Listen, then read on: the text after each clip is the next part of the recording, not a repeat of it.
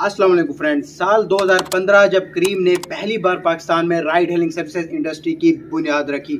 अब चूंकि ये चीज़ पाकिस्तान में पहली बार हो रही थी तो क्रीम ने ड्राइवर्स और यूजर्स को काफ़ी ज़्यादा इंसेंटिव्स देकर इस इंडस्ट्री को खड़ा किया और आज इस इंडस्ट्री से ना सिर्फ करोड़ों यूजर्स मुस्तफीद हो रहे हैं बल्कि ये लाखों लोगों का एक मुस्तकिल रोजगार भी बन चुकी है।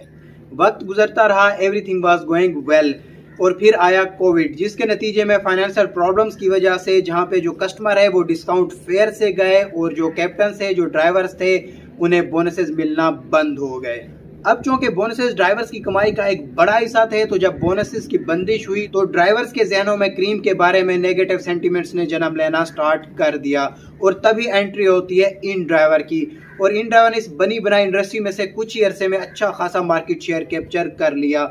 अब इसमें एक हद तक तो जो वजह थी वो ये थी कि जो नेगेटिव सेंटीमेंट्स थे ड्राइवर्स के माइंड में क्रीम को लेकर, लेकिन जो इसमें की फैक्टर था वो था इन ड्राइवर का फिक्स फेयर वाला मॉडल। तो यहाँ पे ये चीज मैं डिस्कस करता चलूँ कि इस time Pakistan ride hailing services industry में दो फेयर मॉडल चल रहे हैं। पहला मॉडल वेरिएबल फेयर मॉडल, जिसमें जब कस्टमर गाड़ी बुक कराता है तो एप्लीकेशन ऑटोमेटिक तरीके से उसे नियर बाई मौजूद गाड़ी असाइन कर देती है। जब गाड़ी कस्टमर की पिकअप लोकेशन पर पहुंचती है और कस्टमर गाड़ी में बैठ जाता है तो किलोमीटर और टाइम की बेस के ऊपर कस्टमर का फेयर कैलकुलेट होना स्टार्ट हो जाता है और एट द एंड स्क्रीन के ऊपर एक फेयर आता है जो कस्टमर को उस टाइम पे करना होता है। अब तक क्रीम का जो फेयर कैलकुलेट करने के लिए मॉडल था वो यही वेरिएबल फेयर कैलकुलेशन मॉडल ही था। और फेयर कैलकुलेट करने का जो दूसरा मॉडल है वो है फिक्स फेयर मॉडल।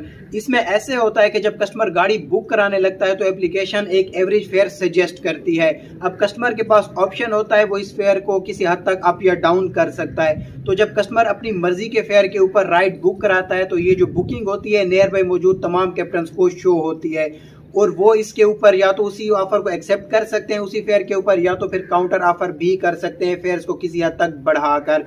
तो ये जो ऑफर्स और काउंटर ऑफर्स होती हैं अगेन जो कस्टमर होता है उसकी मोबाइल स्क्रीन के ऊपर शो होती हैं। तो उसके पास अब चॉइस होती है कि वो अपनी पसंद के फेयर और पसंद की गाड़ी को एक्सेप्ट करके अपनी जो राइड है वो स्टार्ट कर सकता है और इसमें फेयर पहले से तयशुदा होता है। और अब तक ये फेयर कैलकुलेशन मॉडल सिर्फ इन ड्राइवर पर मौजूद था, मगर जो इंटरेस्टिंग बात है वो ये है कि क्रीम ने अपने पहले वाले मॉडल को एज इट इज रखते हुए साथ के साथ जो फिक्स फेयर वाला मॉडल है इसे भी फ्लेक्सी राइड्स के नाम से इंट्रोड्यूस करा दिया है।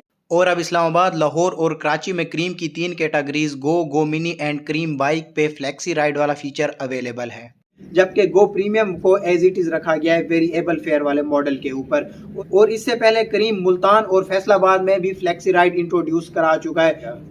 तो अगर मैं दोनों मॉडल्स के प्रोज एंड कॉन्स की बात करूं तो कस्टमर के पॉइंट ऑफ व्यू से जो वेरिएबल फेयर वाला मॉडल है इसमें कस्टमर को जहां पे जो एक इजी प्रोसेस के साथ गाड़ी मिल जाती है उसे बुकिंग के एक प्रोसेस से नहीं गुजरना पड़ता। वहाँ जो कस्टमर है वो अननोन होता है कि उसका एट द एंड फेयर कितना बनेगा और अगर रश वगैरह में कहीं गाड़ी रुकी रहती है तो उसका जो फेयर है वो एक्स्ट्रा भी बन जाता है। और मजीद जब पीक फैक्टर लगा होता है डिमांड एंड सप्लाई में गैप की वजह से तब जो कस्टमर का फेयर है वो काफ़ी ज़्यादा भी बन जाता है। जबकि फिक्स फेयर वाले मॉडल में जहाँ पे कस्टमर्स को फेयर और गाड़ी की चॉइस मिल जाती है वहाँ पे कस्टमर को एक लेंथी प्रोसेस से गुजरना पड़ता है।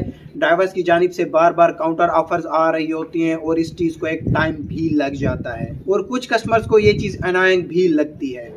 और अगर मैं ड्राइवर्स के पॉइंट ऑफ व्यू से बात करूं तो जहां पे वेरिएबल फेयर वाले मॉडल में ड्राइवर्स का जो टाइम, किलोमीटर और उनका जो रश में उनका जो फ्यूल वेस्ट होता है उसकी कंपनसेशन मिल जाती है और पीक फैक्टर की वजह से उन्हें एक्स्ट्रा फेयर मिल जाता है। वहां पे ड्राइवर्स को वेरिएबल फेयर वाले मॉडल में ये तक नहीं पता होता अक्सर कि उसकी जो राइड है उसे कहाँ लेकर जाएगी, वहां से आगे राइड मिलेगी भी या नहीं।